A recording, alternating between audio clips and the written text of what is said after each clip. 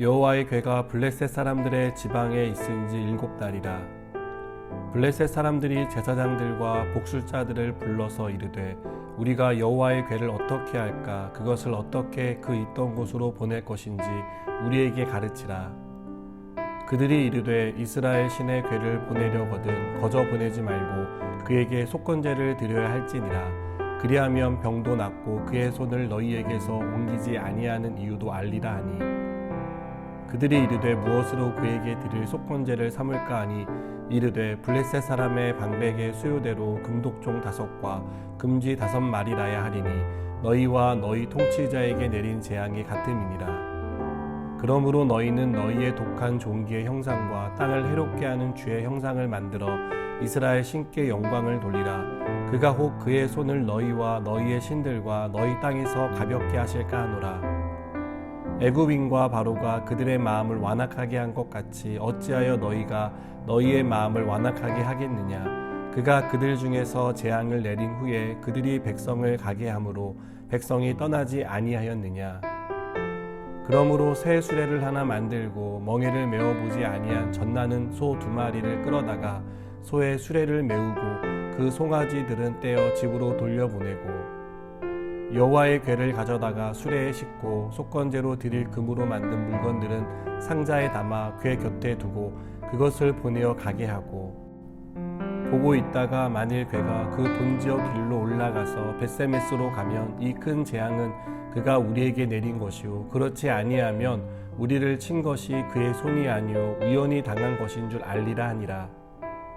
그 사람들이 그같이 하여 젖나는 소 2를 끌어다가 수레를 메우고 송아지들은 집에 가두고 여호와의 궤와 및 금쥐와 그들의 독종의 형상을 담은 상자를 수레 위에 실으니, 암소가 벳세메스 길로 바로 행하여 대로로 가며 갈대에 울고 좌우로 치우치지 아니하였고 블레셋 방백들은 벳세메스 경계선까지 따라가니라.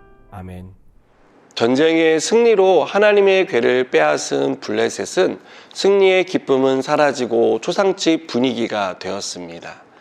하나님의 궤가 가는 곳마다 독한 종기가 퍼져 많은 사람들이 고통을 받았기 때문입니다. 하나님의 궤가 머문 7개월 동안 블레셋은 하루도 평안한 날이 없었습니다. 블레셋 사람들은 이렇게 고통의 원인이 되는 하나님의 궤를 어떻게 처리해야 할지를 놓고 골머리를 앓았습니다. 이들은 급히 제사장들과 복술자들을 불러 논의했고, 논의 끝에 하나님의 궤를 이스라엘로 돌려보내기로 결정합니다. 그리고 하나님의 궤를 돌려보내기 전에 하나님의 성물에 대한 죄를 속죄하는 의미로 속건제를 드리고 금독종 5과 금지 5을 예물로 바치기로 결정합니다. 이들은 하나님의 궤를 빼앗은 것 때문에 하나님이 진노하신다는 것을 알았습니다. 그래서 심한 독종이 퍼졌다라고 생각했습니다. 블레셋 사람들은 하나님의 궤를 돌려보내기 위해 새 수레와 멍에를 맨 적이 없는 젖나는 소 2마리를 준비합니다.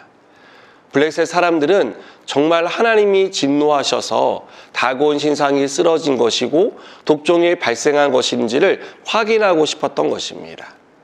여전히 우연히 일어난 일은 아닌가라고 의심하는 사람이 있었던 것 같습니다. 하나님의 궤를 맨 젖나는 소 2마리는 이스라엘 땅으로 걷기 시작합니다. 소들은 두고 온 새끼들을 생각하며 울었지만 좌우로 치우치지 않고 곧바로 벳세메스로 향합니다. 이것은 블레셋 사람들에게 임한 재앙이 하나님이 진노하신 결과였고 심판이었다는 것을 보여주었습니다. 그리고 하나님은 하나님의 권능을 보이심으로써 하나님의 궤가 있어야 할 곳으로 돌려보내시는 것을 우리에게 보여줍니다. 블레셋 사람들은 이 일을 통해 하나님이 얼마나 두려운 분인지를 깨닫게 되었습니다. 하나님의 권능은 사람의 도움을 받지 않는 완전하다는 것을 알게 되었습니다. 여러분, 하나님의 권능은 우리가 생각하는 것보다 뛰어납니다. 아니, 이 세상에서 어떤 힘보다 강하십니다. 그래서 하나님이 못하시는 일은 없다고 우리는 고백하는 것입니다. 비록 하나님의 궤를 빼앗겼지만 하나님이 원하시면 언제든 하나님의 궤가 있어야 할 자리로 돌려보낼 수 있습니다.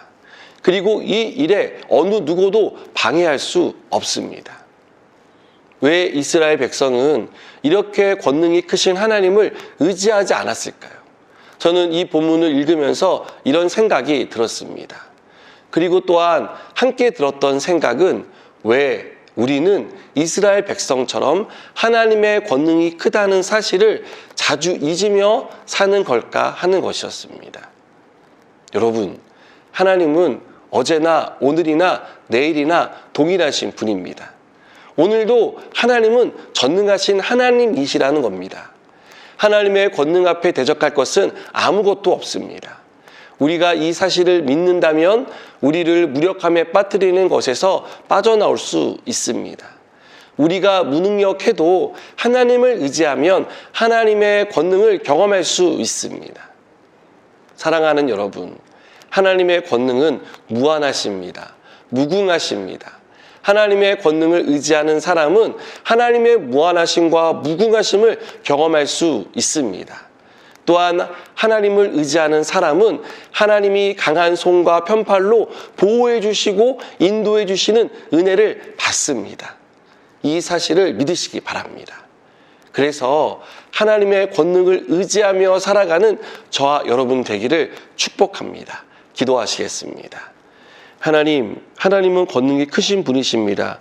우리가 이 사실을 늘 기억하고 권능이 크신 하나님을 의지하며 살아가는 복된 사람 되게 하여 주시옵소서. 예수님의 이름으로 기도드립니다. 아멘.